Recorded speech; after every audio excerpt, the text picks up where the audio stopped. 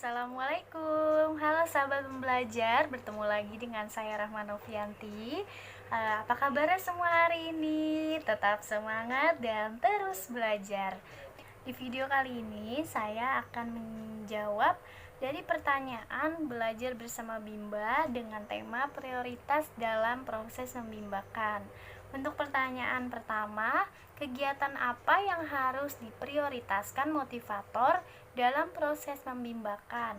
Mengapa dan jelaskan. Nah, oke. Prioritas yang harus kita lakukan dalam proses membimbakan merupakan segala sesuatu yang berkaitan dengan perkembangan minat baca dan minat belajar pada anak. Nah, artinya prioritas di sini adalah kegiatan yang paling diutamakan atau kegiatan yang sangat penting untuk dilakukan. Nah, jadi agar sesuai dengan tujuan Bimba, yaitu untuk menumbuhkan minat baca dan minat belajar pada anak usia dini, maka prioritas yang diutamakan adalah kegiatan bermain baca-bacaan. Nah, kenapa demikian? Karena dengan adanya kegiatan bermain baca-bacaan, maka tujuan kita ini bisa tercapai. Nah, dan tentunya perlu kita ketahui bahwa ketika dalam proses membimbakan atau dalam proses kegiatan bermain baca-bacaan, seorang motivator ini tidak boleh lepas dari paradigma Bimba. Ya, artinya motivator ini harus dan wajib berparadigma Bimba. Ketika seorang motivator tidak memberikan modul secara bertahap atau tidak memberikan modul sesuai dengan kemampuan anak dan anak tidak merasa senang, maka dipastikan motivator ini belum berparadigma Bimba. Kemudian jadi kesimpulannya, prioritas dalam proses membimbakan adalah kegiatan bermain baca-bacaan. Untuk pertanyaan kedua, kapan motivator mengajak anak bermain baca-bacaan dalam proses Bimba interview? Kegiatan bermain baca-bacaan ini harus dilakukan sepanjang kegiatan proses Bimba interview, dimulai dari kegiatan awal, inti, dan juga penutup. Nah, terutama yang paling diutamakan adalah pada kegiatan inti. Nah, kemudian yang ketiga, sudahkah Anda menerapkan kegiatan bermain baca-bacaan dalam proses Bimba distance learning? Berikan contohnya. Saya sudah berusaha untuk menerapkan kegiatan bermain baca-bacaan pada Bimba interview.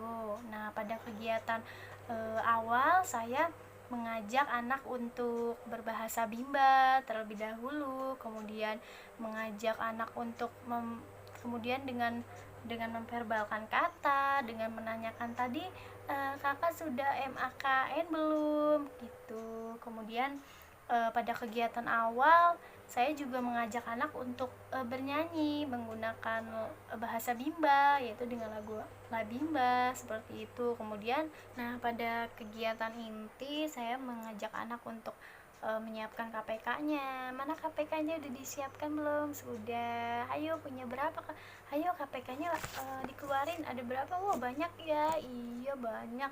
Nah, terus kemudian kita arahkan anak untuk bermain baca-bacaan secara bersama dengan suara gajah, suara yang kencang gitu. Kemudian setelah bermain baca-bacaan selesai, ketika dalam proses anak bermain baca-bacaan, tentunya kita sebagai motivator harus melihat afeksinya, sikapnya anak, apakah dia terlihat senang saat bermain baca-bacaan gitu. Kemudian setelah bermain baca-bacaan, kita arahkan untuk mengerjakan modul yang baru atau modul yang lain gitu. Kemudian ajak berdialog juga dengan gambar yang ada di modulnya. Itu gambar apa ya, Kak? Wah, itu ada sisir. Iya, sisir buat nyisir rambut. Kalau sisir hurufnya apa aja gitu, sambil kita bantu diverbalkan menggunakan bahasa-bahasa Bimba gitu. Kemudian setelah itu kita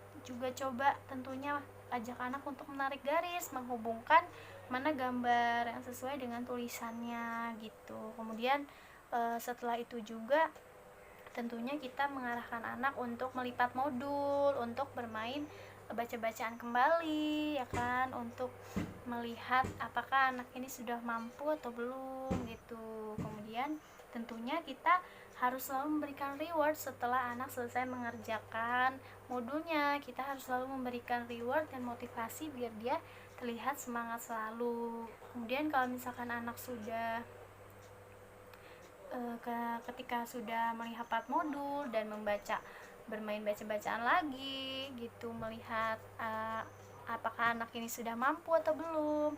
Nah, kalau sudah dia membaca dengan keras, dengan suara gajah, maka kita arahkan dengan misalkan mau menulis gak, ya mau nulis apa gitu. Terus kemudian kalau anak misalkan tidak mau menulis, kita arahkan untuk mewarnai, ya anak mau mewarnai apa gitu. Nah, tentunya setelah anak selesai mengerjakan modul, kita harus selalu memberikan reward dan motivasi kepada anak, tentunya dengan memberikan semangat juga kepada anak itu. Kemudian pertanyaan yang keempat, sebutkan manfaat dari kegiatan bermain baca-bacaan. Nah, manfaatnya bagi anak nantinya akan semakin tumbuh minat baca dan minat belajarnya, yang pastinya akan berdampak semakin terampil anak karena diberikan sesuai dengan kemampuan dan juga tahapan anak tersebut. Kemudian manfaatnya bagi motivator yaitu dapat mengevaluasi afeksi dan kognitif anak. Nah, untuk mengevaluasi afeksinya yaitu tentunya dengan melihat sikap dan ekspresi anak, apakah terlihat senang dalam bermain baca-bacaan gitu. Kemudian untuk kognitifnya, kita bisa mengajak anak untuk kembali membaca modul yang sudah dikerjakan gitu. Kita bisa melihat apakah anak sudah mampu, sudah sesuai dengan tahapannya atau belum. Nah, kemudian manfaatnya bagi orang tua yaitu orang tua nantinya akan semakin yakin dengan melihat proses membimbangkan dengan bermain baca-bacaan yang menyenangkan, maka nanti orang tua akan senang bahwa anaknya bisa membaca, dan nantinya tentunya orang tua bisa melihat anaknya senang dan bisa membaca, maka nantinya orang tua pun akan senang. Kemudian manfaatnya bagi keluarga besar Bimba, tentunya kita akan menjadi orang yang bahagia dan berdampak sukses. Kemudian apa dampaknya jika motivator tidak menerapkan kegiatan bermain baca-bacaan pada proses Bimba interview ini? Nah, tentunya dampaknya jika tidak menerapkan kegiatan bermain baca-bacaan, maka kita sudah merampas hak anak. Artinya anak-anak nantinya tidak menjadi senang, tidak merasa fun, dan motivator juga nantinya tidak merasa senang, juga orang tua juga tidak yakin dengan proses membimbakan. Nah, seperti itu. Baiklah, seperti itu jawaban dari saya. Kurang lebihnya saya mohon maaf, semoga bermanfaat. Sampai jumpa. Salam Bimba, tetap semangat dan terus belajar.